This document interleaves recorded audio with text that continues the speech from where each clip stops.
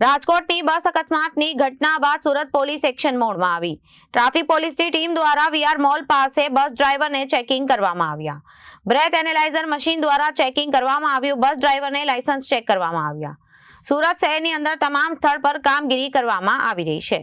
રાજકોટની બસ અકસ્માતની ઘટના બાદ સુરત પોલીસ એક્શન મોડમાં આવી છે। ટ્રાફિક પોલીસની ટીમ દ્વારા વીઆર મોલ પાસે બસ ડ્રાઈવરને ચેકિંગ કરવામાં આવ્યા હતા। બ્રેથ એનાલાઇઝર મશીન દ્વારા ચેકિંગ હાથ ધરવામાં આવ્યું હતું। બસ ડ્રાઈવરને લાયસન્સ ચેક કરવામાં આવ્યા હતા। સુરત શહેરની અંદર તમામ સ્થળ પર કામગીરી કરવામાં આવી રહી છે।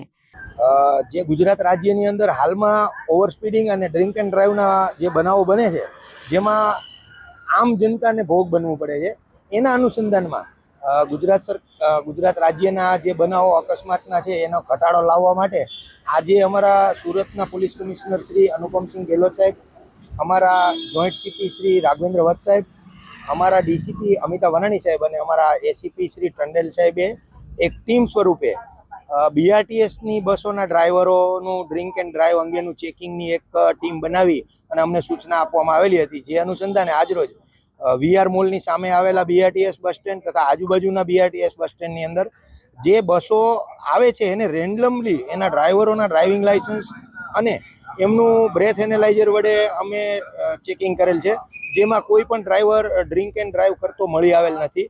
અને જો મળી આવેલો હોત તો એના માટે કાયદેસરની કાર્યવાહી કરવા માટે અમને જે સૂચના મળેલી હતી એ અનુસંધાનમાં કાર્યવાહી કરવાના હતા।